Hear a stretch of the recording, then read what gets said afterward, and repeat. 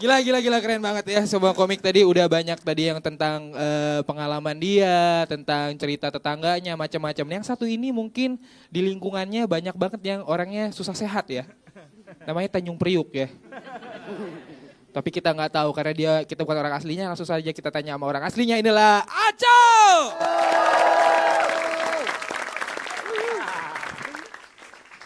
Selamat malam semuanya. Tanjung Priok diledekin katanya orangnya susah sehat ya. Tapi begitu gue ngeliat Yuda Keling gue bersyukur. Ada yang lebih sakit ya. Ini nggak enaknya ya. Kalau kita tampil terakhir itu susah sehat. Ini Jigong udah ngumpul di sini ya. Baunya Yuda Keling banget ini. Ya sehat itu susah. Sebetulnya sih gampang. Cuman memang kalau misalnya kita udah terlanjur sakit. Terus kita mau sehat itu emang susah karena mahal ya.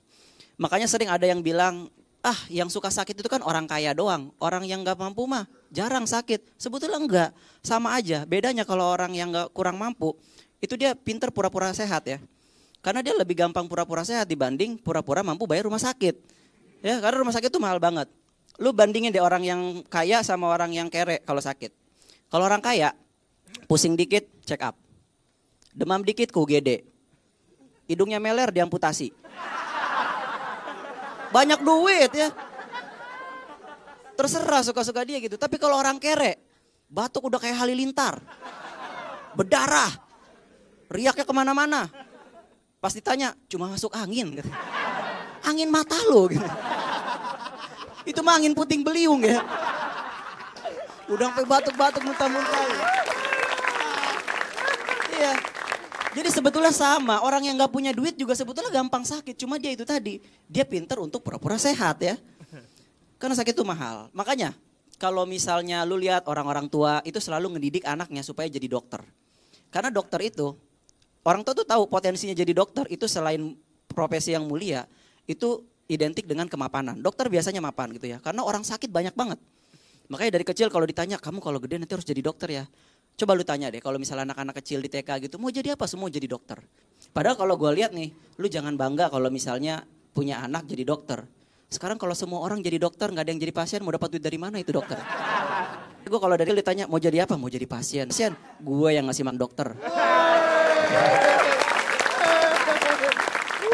Ya, jadi santai aja gitu.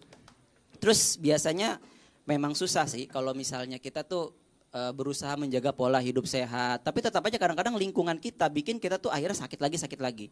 Kayak misalnya kalau lu lagi di kantor atau lu lagi di kampus, mau gak mau kalau lu makan, pasti lu makannya apa? Jajanan di pinggir jalan.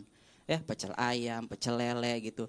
Ya lu tahu sendiri kualitasnya jajanan Indonesia tuh kayak gitu kan. Kadang bikinnya sembarangan, di atas got ada pecel lele. Ya kan, wah lalurnya kemana-mana gitu ya. Serbetnya udah dipakai ngelap meja, ngelap piring. Abangnya habis garuk-garuk ketek, ngulek sambel. Pantesan enak ya.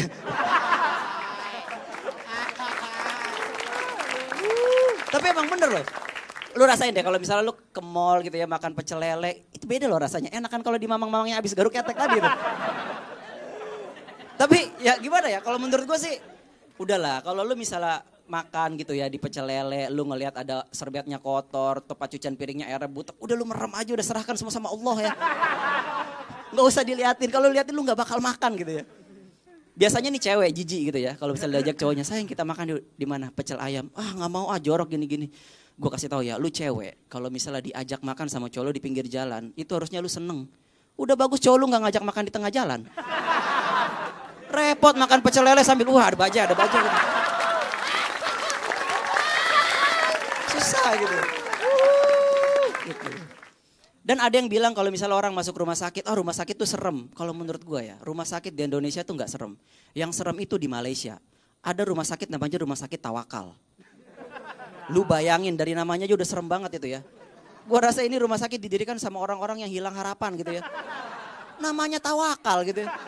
Padahal kan rumah sakit tempatnya ikhtiar. Masa masuk-masuk dibikinin pengajian? Ya kan? Kebayang dokternya kayak apa itu kan, kita konsultasi, dok pala saya pusing, perut saya sakit. Sabar pak, semua sudah diatur sama Allah. Bukannya dikasih resep, nih ada surat Yasin pak dibaca-baca.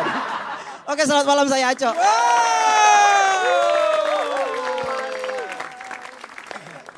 Tapi gue pengen minta dukungan teman-teman sini. Di siapa opini yang paling oke di antara komik berempat. Tapi kalau orang biasanya harus tepuk tangan. Kalau lo pengen dukung orang ini, lo harus teriak. Oke? Sorakin. Oke? Sorak gimana? Itu ngedukung artinya ya. Coba berdiri dulu komik-komik. Ini kita nggak janjian loh. Kenapa jadi pakai meja semua ya? Gue habis dari kondangan tadi. Oh, habis dari mana Pak? Dari awal aku tak pernah percaya kata-katamu. Kementerian Kesehatan ya. Oke, gue minta dukungannya. Kalau lo dukungnya itu sorakin ya. Mana dukungannya buat Ajas?